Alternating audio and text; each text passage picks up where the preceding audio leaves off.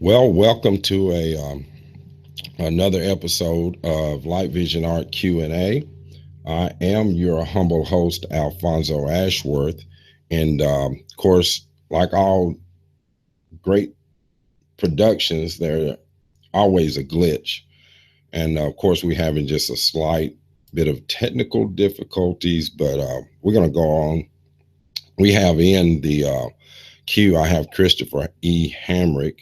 I'm not sure if I can get his audio kicked in, but we're going to try to get him on, see if he's available. You're on mute right now, Christopher. See if you can unmute yourself. Can you hear me now? We're gonna, yeah, for whatever reason, I'm not getting his audio this morning, and that's just the way things roll. Um, hey, Chris, you may reboot your computer, see if that'll work. He's going to try to get back on later. We may have Jeff Coleman come in. He's one of our regulars as well. Claudia Richardson, the co-producer, she's having a weekend off. She's celebrating her upcoming birthday, so we want to wish her a happy birthday. We got a lot going on. If you want to be a part of the show, it's easy. You can find us at Light Vision Art. Of course, you can visit us at our webpage. If you go to my website, you can go to Light Vision Art, the Educated Eye. On that website, you will find information that will lead you to the program. You can find us on the live stream playlist, or you can also contact me through the website. We just had a great meeting with our guild group, the Wilson County Photography Guild. That's another way you can get in contact with me and with other photographers. So you can go there and visit our website at wcpgonline.org. That will allow you to get with some other photographers and artists. And we meet once a month. We meet on the first Monday of the month, and we meet in Lebanon, Tennessee, and we alternate and meet in Mount Juliet, Tennessee every other month. So you can go there, find us, see what we do, be a part of our crew. We got quite a few members. I see Christopher has joined the video chat once again. Let's see if I can get him to come in. All right. But can you hear me now? We're still not getting anything from Chris, so we're just gonna let him step back, and maybe he can comment some other way. But any case, one thing that I want to cover this morning before we get started, of course, and I want to go ahead and advertise Chris's website. You may not be able to hear his voice today, but you can go to his website and check out what Christopher E. Hamrick is up to. He's a great photographer. He does a lot of different techniques. He's very knowledgeable of the cameras of the subject of photography. So go to ChristopherEHamrick.com and check out his website, and you can get in contact with him either through our program, or you can find him through his own website. And of course, if you want to call in on the show, you can call in at 615-547-3355 or email me at lightvisionart@gmail.com. But before we get started on the program, there's a few little advertisements that I would like to do, a little programming information, of course. You can find us at Light Vision Art Q&A. You can get me Saturday mornings from 10 to 11 here on our YouTube channel. You can also find me on my website as well. We broadcast there on the website. And of course, if you want to be a part of the Darkroom project that we do, we call it Darkroom in Use. You can come there, check us out, find out more about what we do in the Darkroom. And you can also find me weekdays at Line Chasers Radio. You either hear me on air. I am a guest host for Lonnie Poindexter and his show, Line Chasers Radio, which broadcasts live from Washington, D.C. So get me there as well. And also catch me in the classroom 16-week classes, private classes. And of course, I would be remiss if I did not advertise my friends at weeblenses.com. Go there, check out Jim and Marion Young. Check out their lenses. They rent high quality Canon lenses at a reasonable rate. Now, got all of that out of the way. Let me see if I can get Chris on somehow. I'm trying to figure out what we may have set up here and what's going on, but it looks like that we're regular, Chris. I don't know what's happening. There's a lot of things happening today, not just in photography, but in the world of politics, man. Have you ever been a part of something so crazy as this election cycle? I mean, the 2016 election, you know, there's an old proverb that says, "You knew I was a snake when you picked me up." And man, the two people that we have running for president, you know, all this information is coming out. You know, it's amazing that, you know, we are left with these two individuals. But let me remind you of something briefly before I start talking about photography. We are responsible for what's happening in politics. We, the people, we elect these individuals to serve our nation, and then we're surprised when they let us down because we don't do our homework. We don't vet the individuals. We don't find out more about them. Now, of course, when I'm on Line Chasers Radio, that's what we deal with, is the issues of our time when it comes to politics. Now, I see that Jeff is in the house. We're going to see if he's on. We may have technical problems today, Jeff. Click your mic on and see if we can hear you. We were unable. We're not hearing anyone today, Jeff. I can't hear you either. And for whatever reason, whatever the problems are, I'm not getting audio from my guest. And I really don't know what to do at the moment. Let me see here.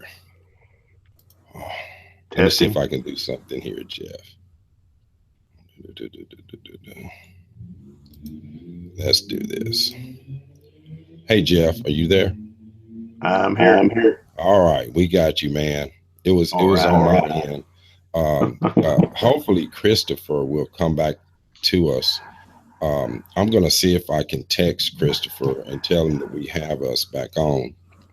Yeah, I'm having trouble getting on this morning too. Yeah. Jeff, I was quickly talking about what's going on with all this stuff in politics. And I know you're probably not somebody who is involved as probably as I am. But what do you think, just briefly, about what's going on with this election cycle, with all this stuff that's happening? Just give me. Or is that I think Hillary's on a sinking ship and she's throwing Hail Marys. That's what. Yeah. And sometimes those Hail Marys work. Yeah, but it's like, who can throw the most mud? Yeah. Nobody has to fact check anymore. It's just say anything you want to. I mean, yeah, go dig something up. It's 10 years old. Right. I mean, I don't know. Neither one of them are the greatest person to be. I don't think our president, but I mean, you just got to face it. If it was me or you that done what Hillary did, we'd both be in jail. So. Right. That's no doubt about that. And you know, it's almost like in the world of media, it's like the pot calling the kettle black. Everything that we've had to endure these last 50 years when it comes to electing our officials. Christopher, turn your mic on, big guy. We got you now, man. What's going on? Sure. Yeah, yeah. It was on my end, big guy. Okay, I was good. Windows 10 did an update, and everything's been kind of like, we won't go down that road. Yeah, yeah. It was a major update. Yeah, I'm in the same boat. We had Windows update, and they switched my audio back to default, and that's what the problem was. That's why I couldn't hear you guys just a minute ago. But of course, briefly, we were talking about just off the top of the show about all the stuff that's going on in the political world. And I know you're like me, you're a conspiracy theorist at heart. And my theory is this, and we're gonna move on. But my theory is this: the GOP has never wanted Trump as their candidate in the first place, and this is their last ditch attempt to derail the Trump train. And somebody's been holding on to this audio tape. And it's sort of scary if you think about it, because we all talk and say things and it's recorded and you never think it's going to show up somewhere. But I'm sure that we've all been recorded by somebody. And this audio tape is just now being released. Jeff called it a Hail Mary, that they're doing this Hail Mary to take down Trump. What is your best conspiracy on it, Chris? I go back to, and anybody can Wikipedia this, but the United States is a corporation. It was incorporated in 1871 after the Civil War. You also won't find a peace treaty after the Civil War, which means we're still in the Civil War. So the whole thing is just, it's like telling a kid, do you want to take your bath before or after dinner? It's the left-right paradigm is the illusion of choice. You're going to take your bath. So, they put two people in front of you and say, which one of these assholes do you like better? And you don't vote, but you go to the polls. They tell you what they're doing. When you start actually getting into the words, you start seeing you're polled. And then They try to go through the electoral college and the other kind of madness. And then they have somebody that they're bought and paid for, one way or another. They're bought and paid for. So you're just basically trying to elect, and that word L, like Elohim or elevator or escalator, elect, it means power, electricity. You're just putting somebody. It's like voting for the CEO of Walmart. Right. So it doesn't matter. All they're there to do is protect the corporation. So yes, as you said, if we had done anything like what Hillary did, we'd be in Leavenworth right now. But she's part of the corporation. So I have no interest in this is not the country that our founding fathers tried to do. Because if you actually read the Treaty of 1783, we really didn't win the Revolutionary War. The king should be giving us our sovereignty. He didn't, so, and then you go back to the Treaty of 1213 and you find out the Vatican actually owns them. And the Vatican thinks they own everything. So regardless of whether or not we believe that is a whole other thing. So I just wrote a book. I just wrote a book called The Machine, Who's Counting Your Vote? And I go over some of these things that you just discussed, taking it back to the Revolutionary War, back to, of course, England, the ballot, what that meant, what it means to have a secret ballot, all of that. And of course, we cover a lot of this on the show on Lion Chasers Radio, but I was just interested what you guys may have thought about what all this is coming out with Donald Trump and, of course, Hillary Rodham Clinton. We already know that timeline goes back to the 1950s, and going forward, the Clinton empire has been part of the mainstream political apparatus for a very long time.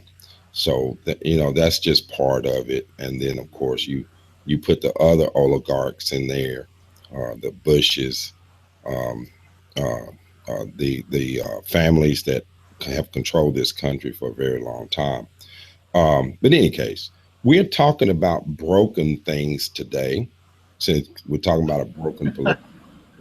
Like our broken, never mind. Yeah, yeah, like our broken.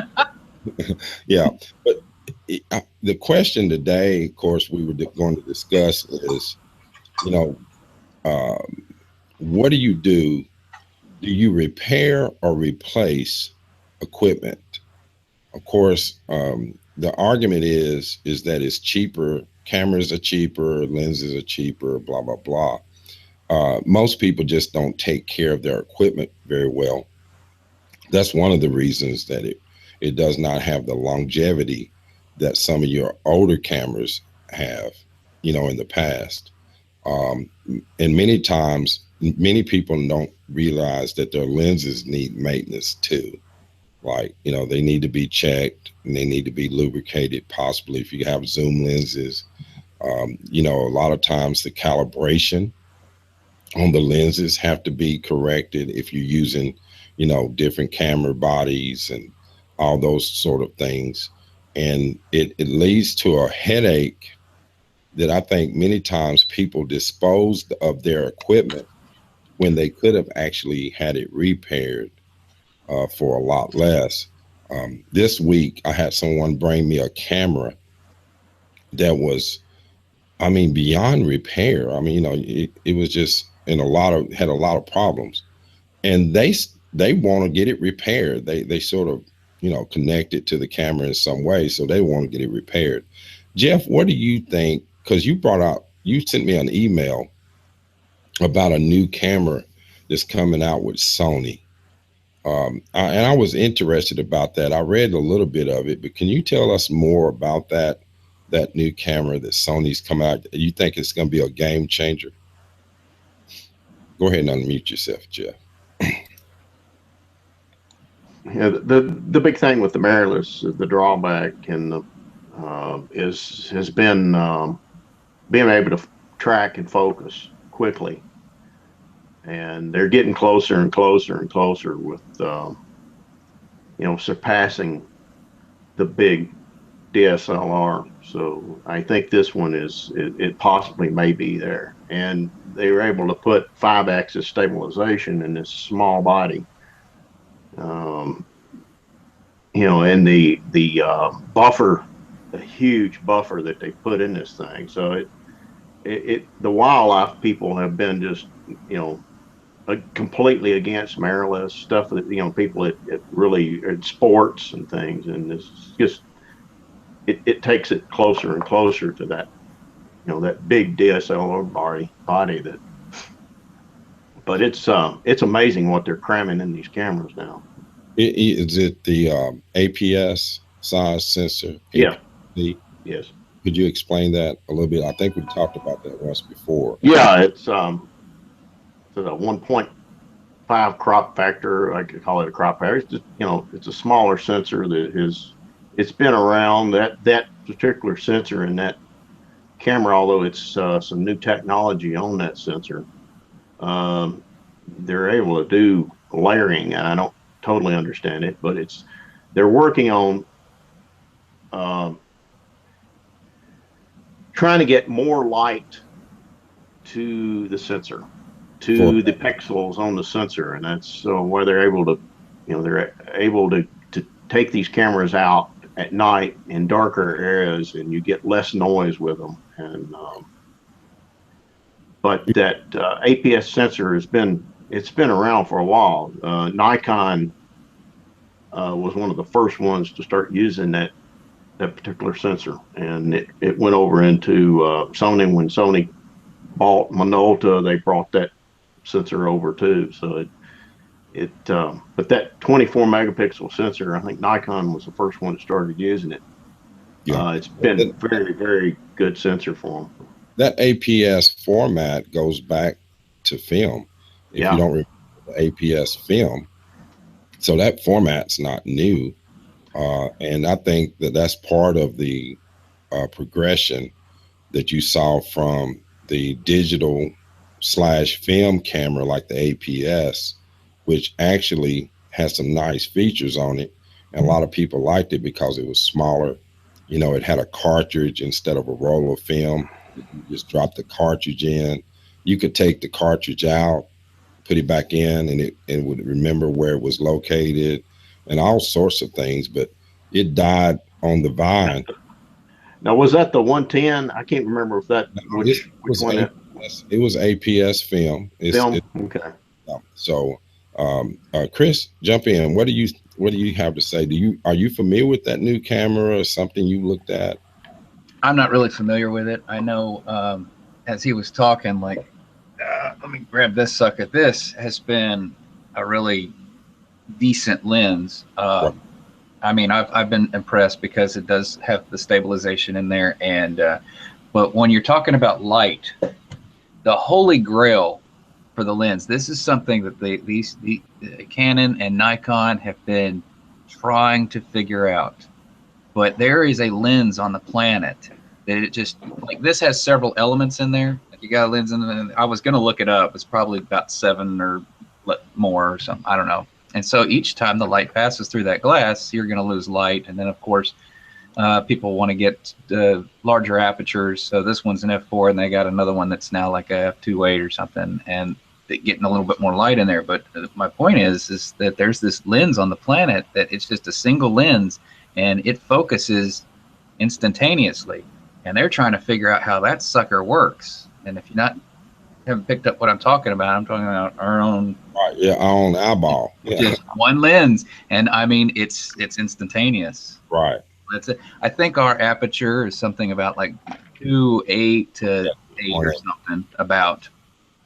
So I know that's what they're trying to do, but we're still very rigid and mechanical and. Yeah. You know, I sort of talk about that in terms of, you know, what creation has given us. Man has done a very poor job of trying to replicate it.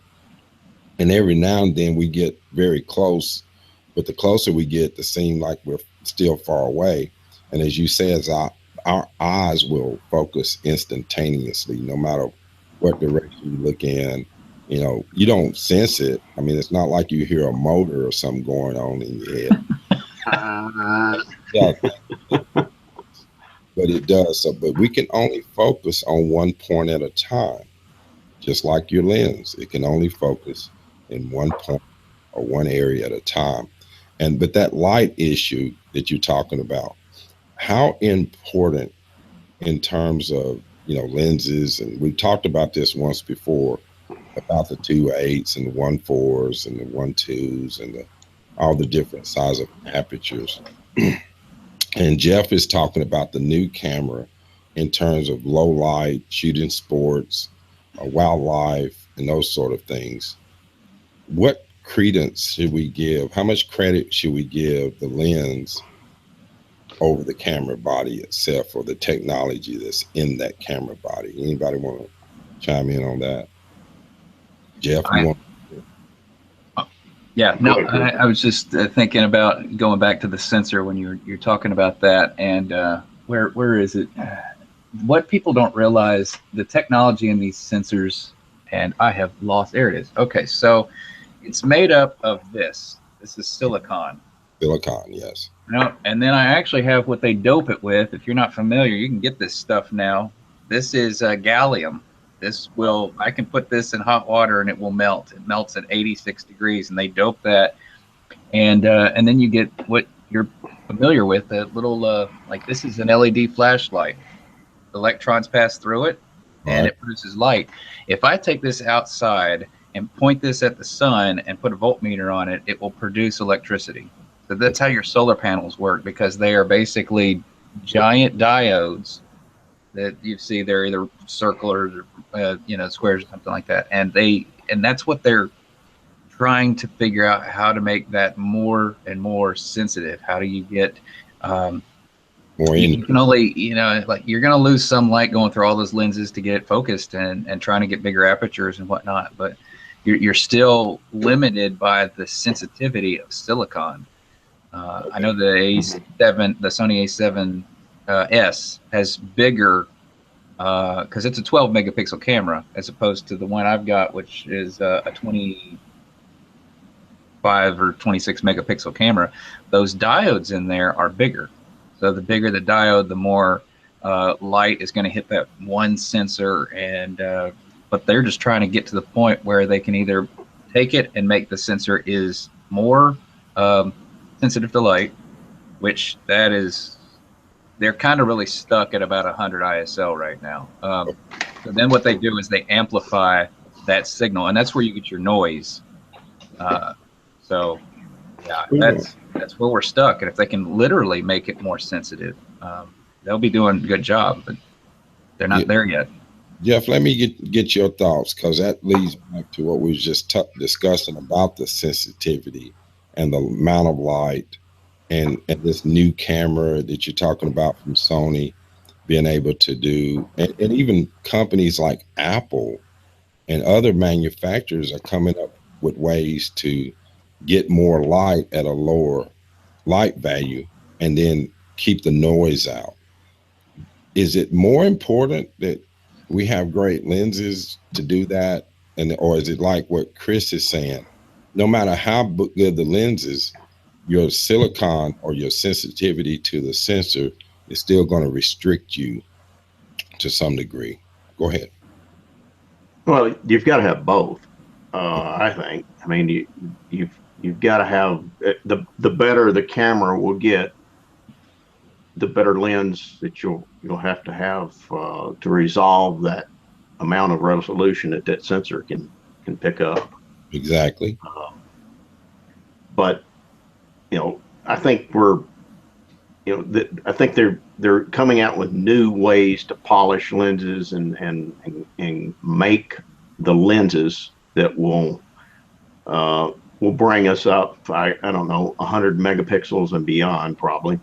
Right. So, but they come at a price right now. So at a premium. That's right now, I think a lot of what I'm seeing is they're working on trying to get better light to each pixel, but they're also working on how to get that information off of that chip faster back to the processor faster by using different copper wiring or gold wiring, or and in putting some different kind of processors in there that supposed to speed this up. I mean, this camera is supposed to take somewhere around 300 pictures in 20 seconds or something, and be able to.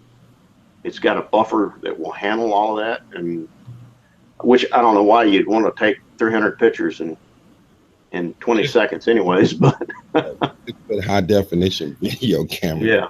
But it's that's the other thing. It's actually a 6K camera. Wow. In there, and I think they somehow pull it back to a 4K. So, but what they're able to do with these smaller cameras, it's the videographers are really, I think that's really with this 5-axis and this really small camera. Because this is the next, their next bodies that they've had around for a couple of years that they kind of started out this mirrorless thing with. So, but when you put 5-axis in that, you can take an old,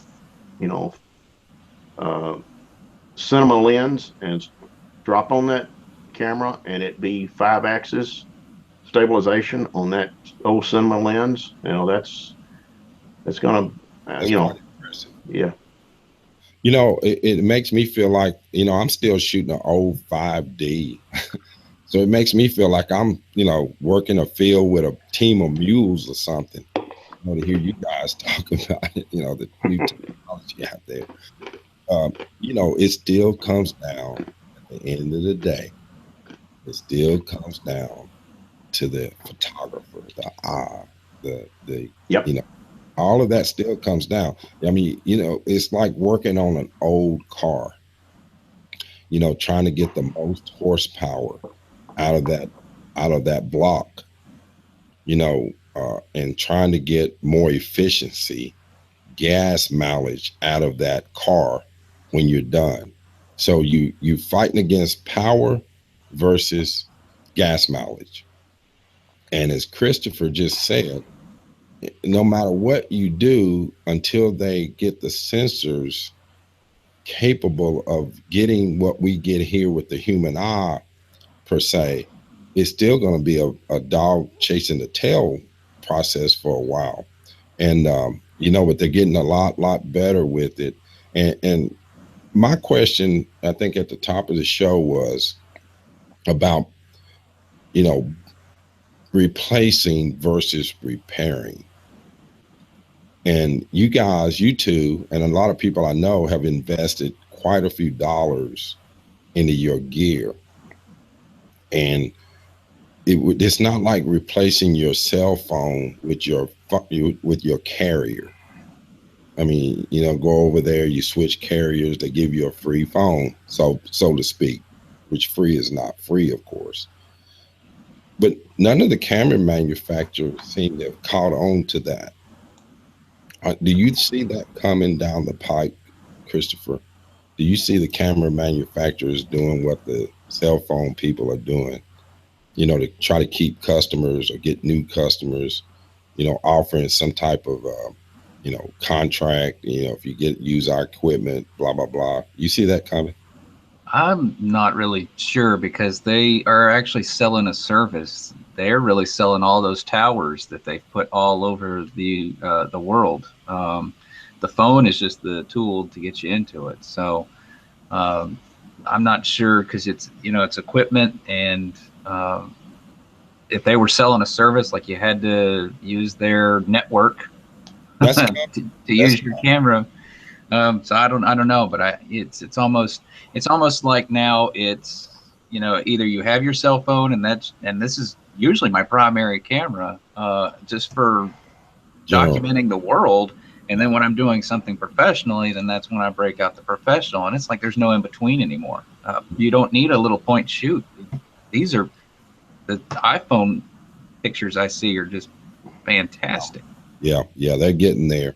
But with the service, it's odd that you brought that up, because a lot of your phones now, a lot of your cameras have Wi-Fi, Bluetooth. They have all the things that are in your computers, that are in your phone devices.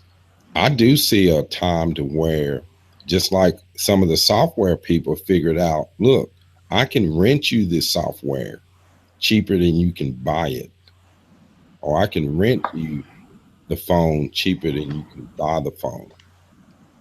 I do see the next generation of camera manufacturers looking at that as an option, on a limit, because the cameras are turning over so quickly today. They don't last as long as they used to, and the new cameras are coming out so fast, like Jeff is talking about today, that you get to a point to where it's like, okay, why should I go spend $4,000 for a camera body that I'm going to replace in 3 years or 4 years? So are you going to get that $1,000 worth a year out of that camera, whereas you may rent it for half that or even less if you just rent it from the manufacturers, per se? Maybe I'm jumping the gun, maybe I'm looking into the future, but I do see that coming, and that goes along with the repair, replace concept. Why repair something, and spend a lot of money getting it repaired when I can replace it a lot cheaper? What about that, Jeff? Food for thought. I don't know. You've really got to look, at the cost. You said the person that brought that camera in, maybe sentimental or something, right, attachment. But the way these cameras are now, I don't know, how you'd even repair some of them. You send it off, but you don't spend as much money, I would say, getting it repaired as you would to go out and buy another one. But again, what's wrong with it? That's and I don't know. I would tend to say that you're not going to be able to fix it Right. 99% of the time. Not at a good price. But let me ask you this, since you made that statement. What's your average? What camera equipment? What is the average lifespan on the equipment that you may have invested in today? What do you expect to get out of it? I would say, hopefully 10 years. I don't know, it will surpass the technology well surpasses it. I've got an A100 that is still a good camera. It still takes pretty doggone good pictures, although it just can't keep up with, the speed and things that, it's slow. It's Right. slow to focus. But it, is a 10 megapixel camera. It still takes good pictures. It's still a good box with a hole in it. And, Right. Right. again, it's your eye. If you want to you take that camera and go out and you, still take good pictures with it. So, Right. Right. that camera's 10 years old. So and I would think I'll probably buy a new camera before 10 years because I'm kind of keep up with the, geekiness of it. But again, you're going to pay that much more a camera. What do you expect out of, that? And it's the same with automotive. Go out and look at a new truck right now, and they're $50,000-$60,000. And gosh, Yeah, no doubt about it. I get sticker shock every time I go out or I look at a used, if I'm walking by or driving by and I see a used vehicle and I say, that's more than I paid for the first house. yeah. And But it may be. I mean, there's a lot of stuff on eBay right now that you can buy, and I don't know. I have a problem with trust of a lot of stuff that you see on eBay, and how it's been taken care of, and I've gambled a couple of times, and I've been all right so far, but really never know what you're going to get.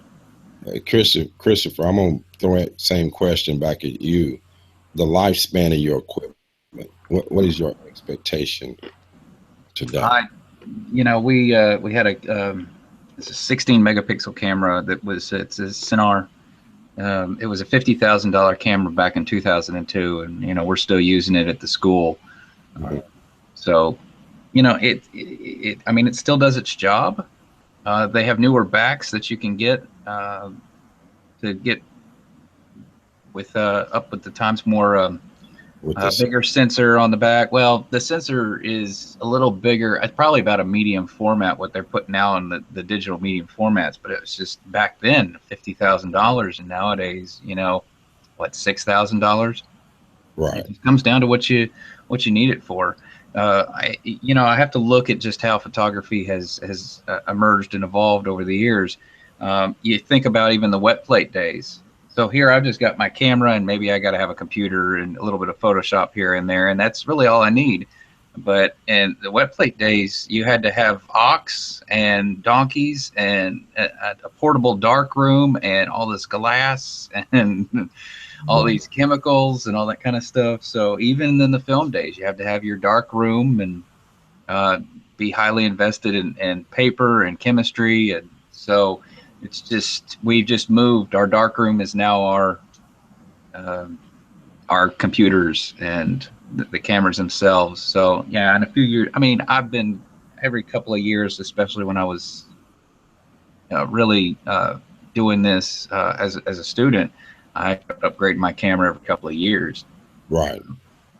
Well, Claudia, she just texted me. Apparently she heard us talking about this, and she says the lifespan on her equipment is until it dies. And I know people like that, man. They'll drag a camera around. It's on its last leg, and they'll still keep trying to get the most out of it. And, you know, as I said, I come in contact with a lot of different people with their equipment.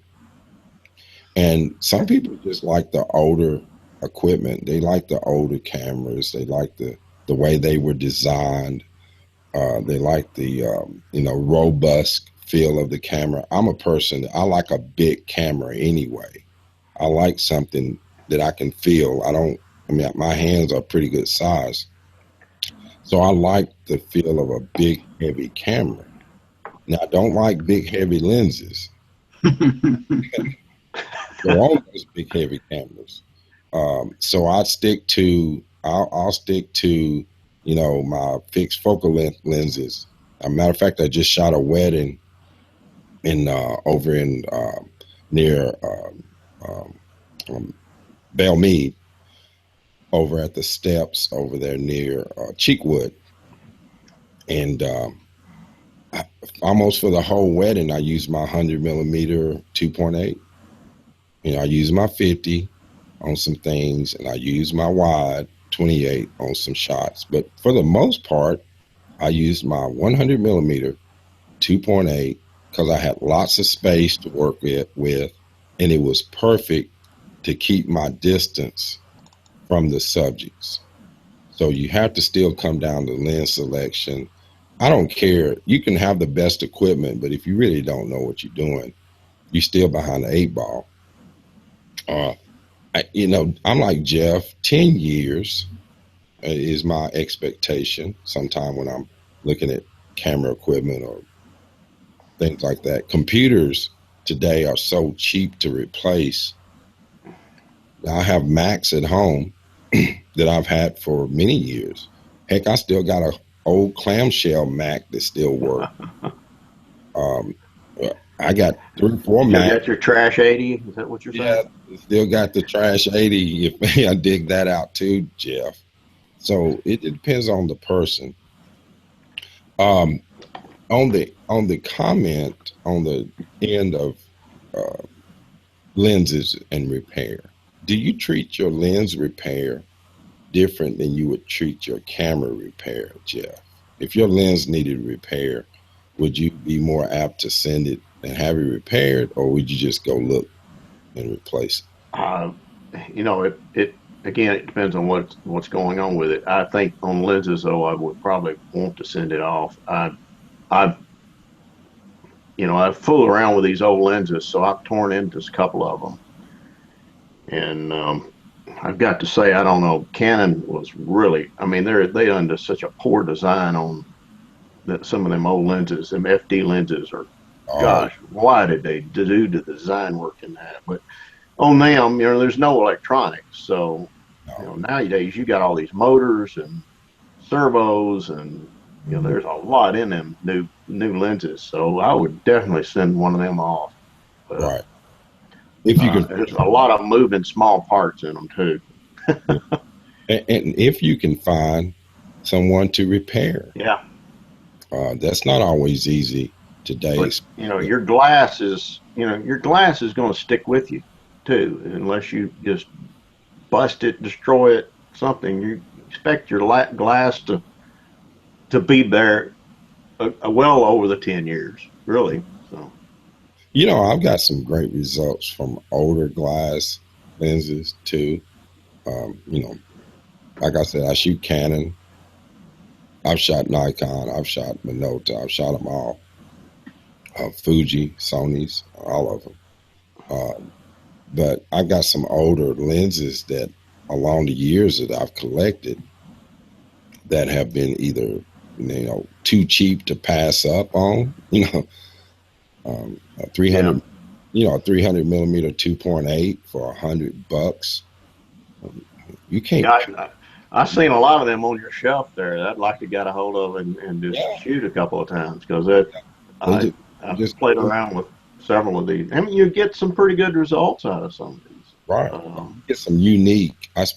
You get a unique look from some of them. The character of the image is a little bit different. Christopher, I know you do repair work, and you broken into some of these things.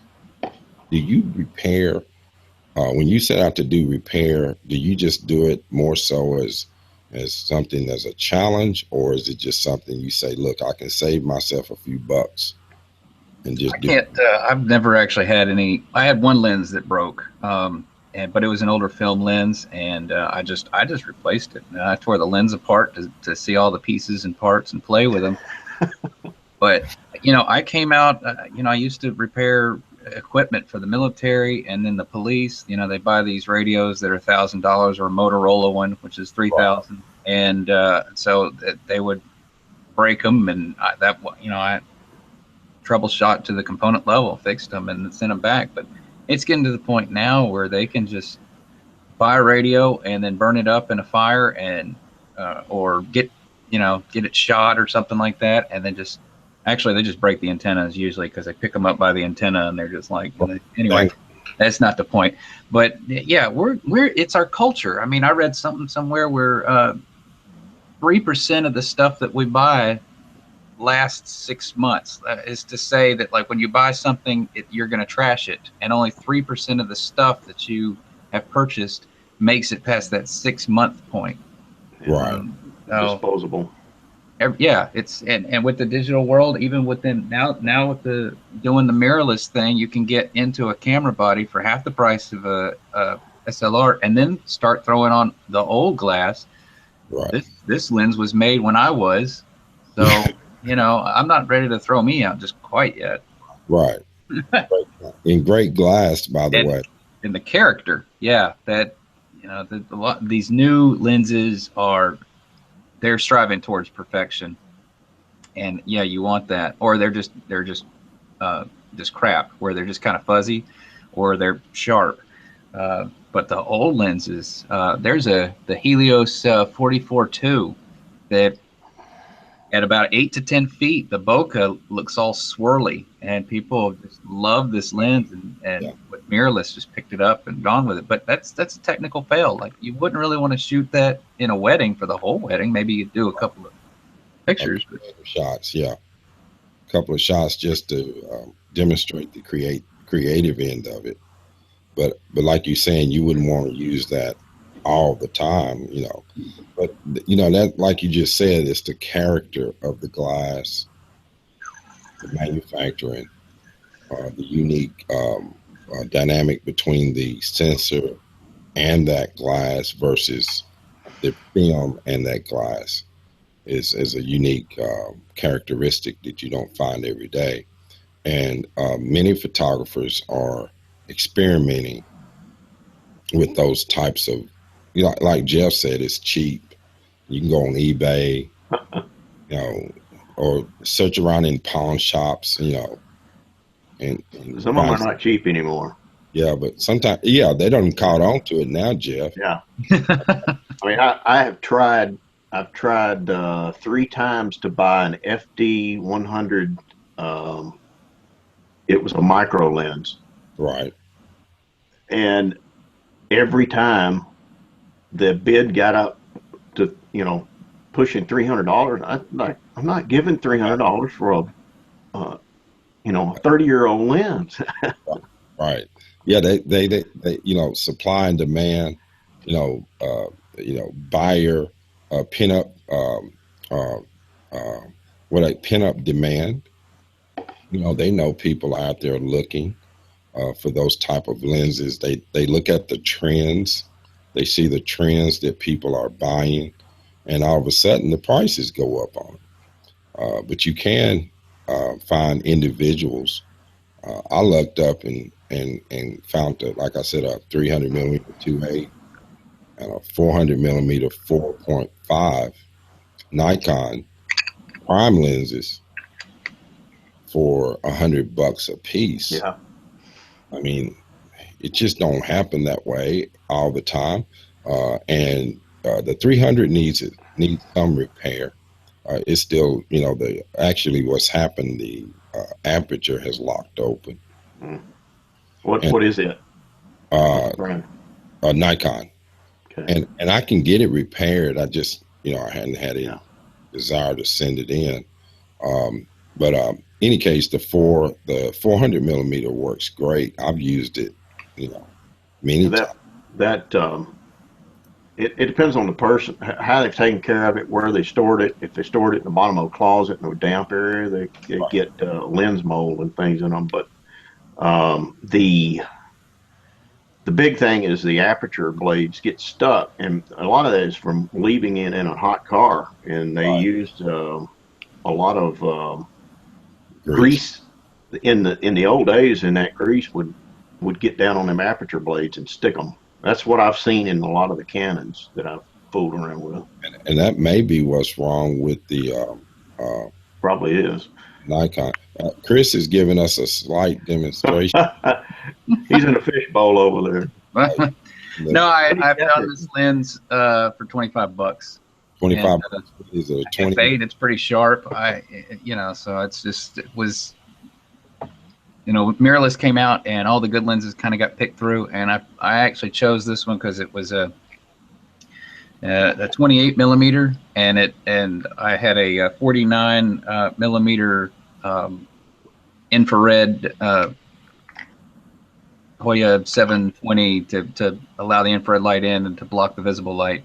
So I had a filter for it, and I just did it for experimentation. And then I actually went out, took some pictures, and I was like, man, that's actually a pretty decent lens there. $25. So yeah, no, I love the mirrorless just because of that one thing. Like I can get really awesome up-to-date glass that does certain jobs, if I have to be quick with it or something. But when it comes down to, like if I'm shooting a landscape, I need a 28 millimeter, pop that sucker on. I got all day to shoot. Well, right. Within reason. Yeah. That sun keeps moving around. Yeah. Yeah. And it's all about your style of shooting. I see people locked down on their shutter, and they do that continuous shoot, high frame, and that's all they'll shoot on, no matter what they're shooting. They can be shooting a rock on the ground. They'll still go, just to get that sound effect. So sometimes it depends on your style that you shoot. I'm more of a laid back, look for the shot, get in front of the shot person. I try to, predict what may happen and try to be prepared. So I'm not a person that I need 20 frames a second to shoot some things. I mean, but I know some people who do birds in flight, or they're shooting nature, and sometimes it comes in handy for that. And I know, Jeff, that's what you're a nature shooter, but you're an outdoor photographer as well. You pretty much can shoot whatever you want to. Do you tend to do continuous shoot to some degree, or just something you more laid back? Most of my stuff is not. I don't have to have that high frame rate, but like Scott, he shoots a lot of moving wildlife or something, and he's more. But I tell you what, I've been trying to shoot these hummingbirds that are flying around, and it is just it's. My A7 won't even come close, but that A6000 I've got, Joni, it is getting close. And that's why I'm wondering if this new 6500, what it will do, because it's supposed to track, small objects fast, quickly. So that would be interesting. Yeah, but, that little camera she's got, it's like a machine gun. It's just amazing. And it has about a 75 or 80% rate of in focus pictures when I get looking at it. So it just, yeah, they're getting so more efficient with the this tracking. I remember when tracking first was introduced, and Canon was one of the ones who started, advertising their cameras to do that tracking feature. And it was horrible. I never used it. I mean, just wasn't very good. It wasn't accurate at all. But of course, that's been probably 15 years ago, 10 or 15 years ago, and that was on their film cameras. The EOS one had it. Some of those cameras had predicted focusing and some of those things like that. But they've come a long way since then. Hey guys, get your final thoughts. Go ahead, Christopher. Final thoughts on what we're talking about today. Give me your thoughts on, equipment repair, replace, that sort of thing. I don't even know if it's even coming to that anymore. I think it's the new camera comes out and the old camera doesn't even get a chance to break, unless you could take it swimming or something like that. Right. And then of course you try to sell that older camera and you're just going to get pennies for it. But that's like, even with the computer age, like you said, it's like I had a box that I continued to swap parts out until it was just like, it's just cheaper for me to get a whole new system. That's just how things are nowadays. Things just moving fast, and you just have to decide when it's time to move on. You sort of get to that point to where, okay, all right, let's just go shopping and just move on. Jeff, go ahead and give me your final thoughts. Well, everybody thinks about how much the cameras cost, and well, I want this bigger megapixel camera. You got to really think through.